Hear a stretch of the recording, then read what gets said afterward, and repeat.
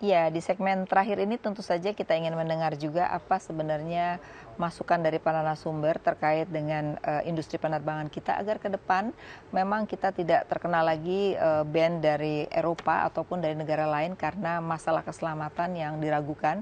Apalagi Indonesia ingin menjadi negara pariwisata yang besar sehingga sangat membutuhkan penerbangan sebagai salah satu transportasi yang dibutuhkan untuk para wisatawan. Untuk itu Pak Randy, mungkin dengan Pak Cepi kita perlu kasih masukan juga dong ya. Tadi kalau Bapak suruh audit, selain audit apalagi sih Pak yang sebenarnya krusial supaya pemerintah ini memperhatikan sekali industri penerbangan. Karena biar bagaimanapun yang namanya perusahaan kan pengennya cari untung Pak. Kalau nggak ada peraturan, nggak ada itu pasti perilaku moral hazard itu akan terjadi terus-menerus. Gitu. Ada peraturan aja. Nah, ada peraturan begitu, apalagi nggak ada peraturan. Gimana Pak Randy? Saya kira, saya katakan tadi bahwa peraturan sudah sangat lengkap, sudah. Cuma ya belum dijalankan sepenuhnya. Jadi Bapak nyuruh pemerintah sepenuhnya. Itu yang kita minta keseriusan pemerintah untuk lakukan itu. Kedua, kita minta juga pemerintah membuka selebar-lebarnya ke dunia penerbangan ini. Jangan cuma memelihara layan ini. Artinya dibinalah semua. Saya menyesal sekali ke Batavia itu bisa harusnya pemerintah menolong Batavia, menolong supaya mereka ini bisa eksis dan ada persaingan yang kompetitif. Nah kalau tidak, ini akan dimonopoli oleh lain. Ini kan berbahaya. Nah ini kita lihat sekarang kan tinggal 3 ini, tinggal Sriwijaya, Garuda, sama lain. Ini agak berbahaya menurut saya. Sehingga pemerintah diminta untuk membuka dan menjaga tarif seperti apa yang dikatakan low carrier itu dijaga. Itu bukan masalah rendah, tapi apakah benar low carrier itu sudah masuk di situ komponen untuk keselamatan? Ini dijaga.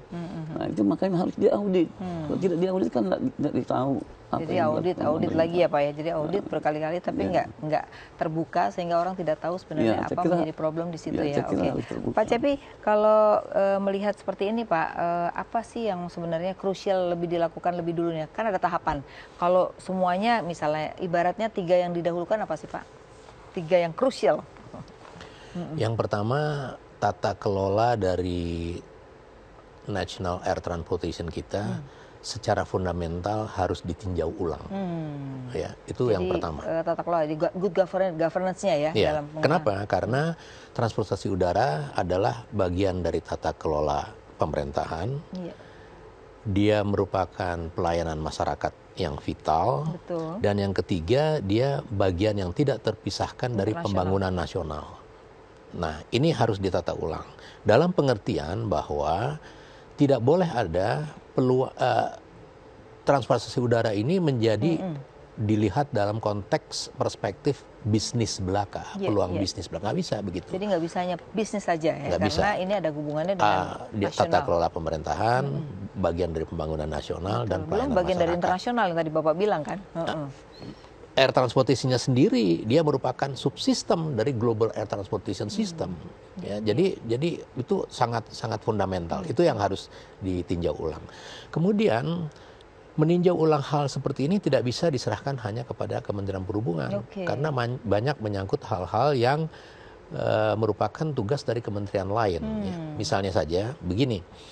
Di Jakarta itu ribuan penerbangan per hari ya, lebih dari 1000 penerbangan ya, di Cengkareng dan di Halim. Airport berarti. Nah, sementara ada ada airport yang baru triliunan rupiah dibangun, satu hari cuma 1 atau 2 penerbangan. Benar, jadi nggak seimbang ya, ada yang penuh, ada yang kosong. Betul, itu infrastruktur. SDM begitu juga. Tadi benar memang harus diadakan audit secara keseluruhan dan maskapai Lion Air juga harus dilihat bagaimana dia bisa mengelola pesawat yang ratusan jumlahnya itu dengan keterbatasan SDM yang ada. Apakah sudah benar pilot-pilot dan teknisi itu memang sudah proper dengan apa yang harus disediakan untuk melayani jumlah pesawat dan slot penerbangan yang begitu banyak. Karena itu semua akan ketemu nanti, penyebab-penyebab yang orsinil, penyebab-penyebab yang asli, penyebab yang genuine adalah ternyata hal-hal yang seperti itu. Di lapangan atau kecelakaan itu kan hanya tip of an iceberg ya. Itu hanya puncak gunung salju aja, bahwa akar masalahnya tidak pernah tersentuh. Dan yang ketiga tadi, Untuk melanjutkan yang tadi, jadi kita memerlukan suatu dewan penerbangan di tingkat nasional. Jadi itu harus urgent ya? Iya, karena policy profesi. pemerintah dalam konteks yang menyangkut transportasi udara nasional itu tidak keliru. Iya. Harus diingat bahwa para ahli penerbangan itu bukan di Indonesia, di tingkat dunia aja masih sedikit.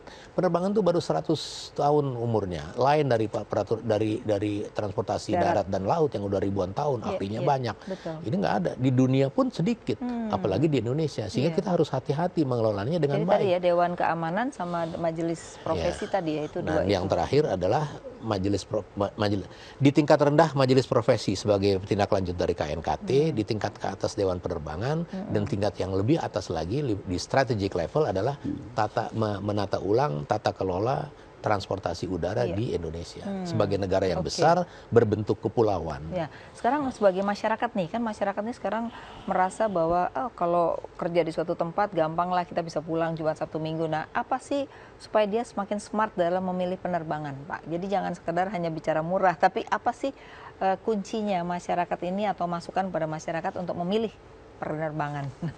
Gimana Pak Cem? Itu sebenarnya common sense saja ya, akal sehat aja dengan mudah bisa lihat bahwa kalau yang banyak kecelakaan ya jangan naik. Problemnya adalah maskapai itu jual tiket yang murah. Nah, sekali lagi itu kan refleksi dari kebutuhan vital masyarakat luas terhadap keberadaan air transportasi. Ini yang harus dipahami. Jadi batas bersama. bawah sebenarnya ada nggak batas bawah harga atau supaya jangan sampai terlalu murah gitu. Kalau terlalu murah akhirnya mengorbankan keselamatan. Saya kira itu dikembalikan aja lagi sama aturan yang ada. Dulu saya kira ada floor price ya kan, sehingga itu adalah minimal sehingga mereka bisa menjaga tingkat itu. Oke, itu udah diberlakukan dan kenyataannya kecelakaan tetap terjadi. Jadi itu harus ditinjau, harus dievaluasi kembali. Berarti itu bagian dari mengaudit yang tadi itu. Baik Pak Cepi dan Pak Randy, terima kasih karena kita sudah banyak mengangkat, mudah-mudahan ini bisa bermanfaat buat masyarakat, buat juga dunia usahanya yang main di penerbangan ya, dan juga tentunya buat pemerintah sendiri supaya, karena tadi banyak kan buat pemerintahnya gitu ya, supaya lebih bagus lagi dalam mengelola tata kelola agar kita jangan kena nantinya di ban dan akhirnya pariwisata kita yang pengen naik jadi malah turun gitu ya. Terima kasih sudah hadir ke studio. Ya pemirsa, demikian perbincangan kami mengenai nasib industri penerbangan. Jadi nasibnya masih cukup baik ya. Tentu saja masih dibutuhkan pelaksanaan dari undang-undang tentang penerbangan dan juga bagaimana pemerintah melakukan tata kelola, karena kita bicara penerbangan bukan hanya sekedar bisnis tetapi juga bicara tentang nasional dan ini menyangkut juga internasional. Untuk itu terima kasih atas kebersamaan Anda, sampai jumpa.